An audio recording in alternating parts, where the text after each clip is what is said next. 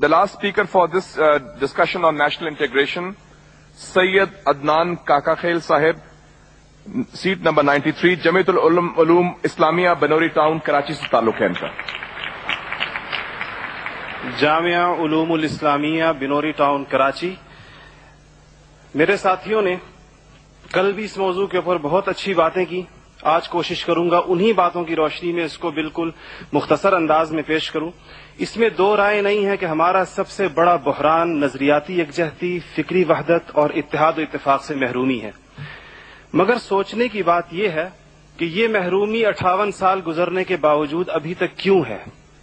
उसकी वजह यह है कि वो जो बुनियादी प्लेटफॉर्म दिया गया था कि पाकिस्तान का मतलब क्या, ला इलाहा इल्लल्लाह, उस पर कंफ्यूजन्स पैदा कर दी गई. एक सोचे समझे मंसूबे के तहत अभी तक पूछा जा रहा है कि पाकिस्तान क्यों बनाया गया था, कायद का विजन क्या था. क्या ये चीजें बहुत क्लियर नहीं है?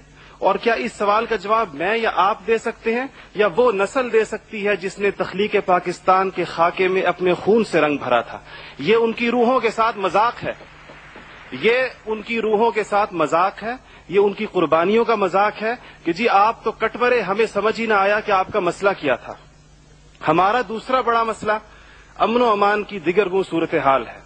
और बदकिस्मती से इसको बाज औकात कहा जाता है कि इस्लाम जिम्मेदार है. हालांकि कुरान का मुताला बताता है कि सबसे ज्यादा इस्लाम अमन व अमान के ऊपर जोर देता है.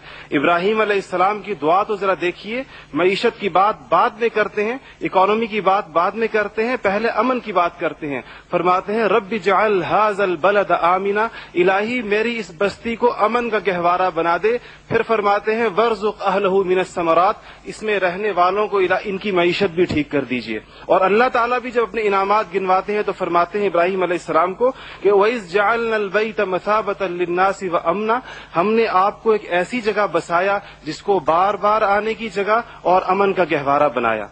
ये तो बात बिल्कुल वाज़ेह है. मसला ये है हमारा अमन व अमान तबाह क्यों हुआ, हमारा नौजवान किस तरह दहशतगर्दों का आला बना, और हम रोज बरोज लाकानूनियत की दलदल में क्यों धंसे जा रहे हैं.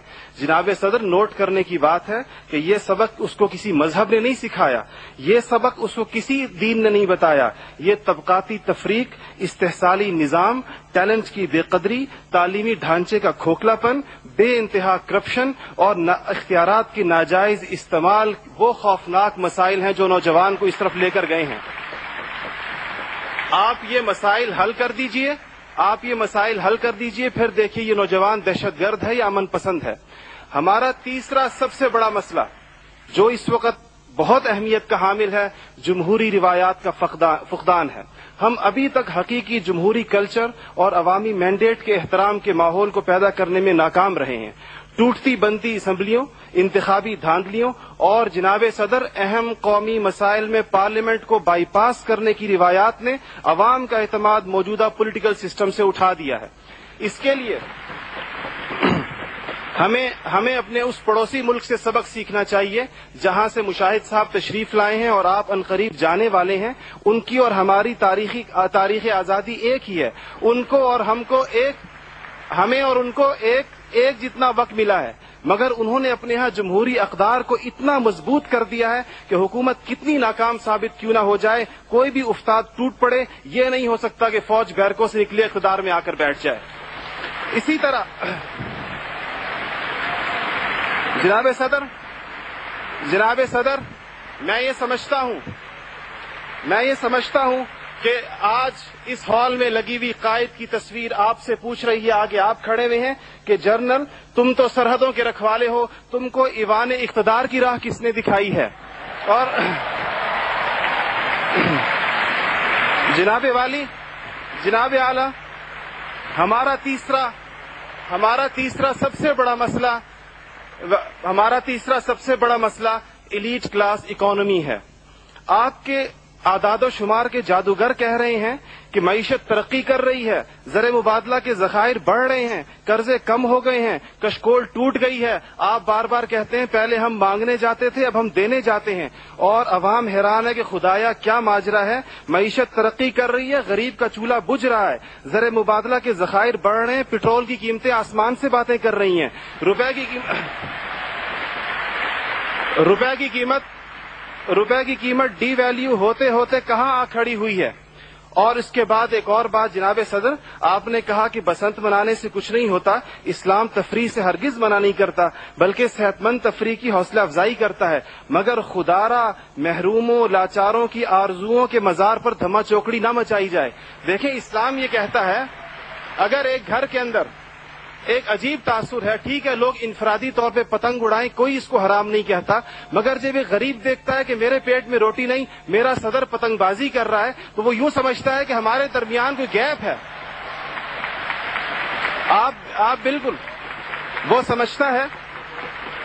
गरीब कहता है कि मैं, गरीब देखता है, गरीब आपको उसके एहसासात का बिल्कुल इस तरह लगता है एक घर के अंदर मैयत पड़ी हो और आप दूसरे घर के अंदर ड्रम बजाएं कि मैं तो आजाद हूं, गम तो तुम्हारा है, मेरा नहीं है।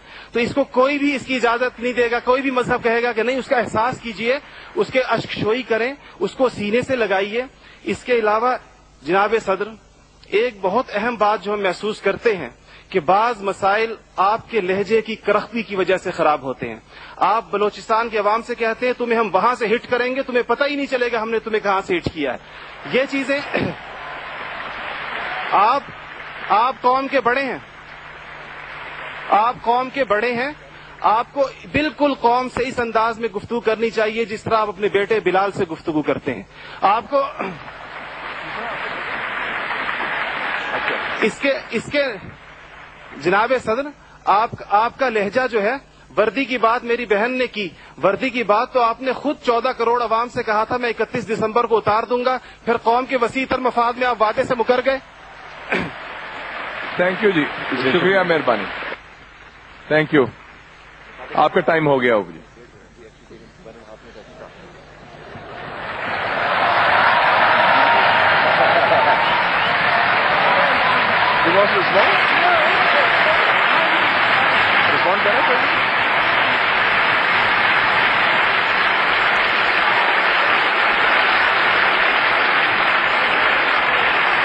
Okay. Thank you. Thank you very much.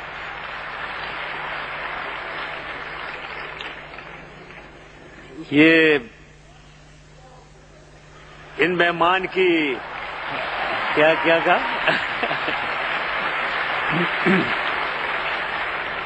ये बनूरी टाउन से आए हुए मेहमान की बातों से एक बात का सबूत जरूर हो गया कि यहाँ इंडिपेंडेंस ऑफ व्यूज, ट्रांसपेरेंसी, कोई ये सिलेक्शन ऐसी नहीं हुई है कि कोई ना बात कर सके।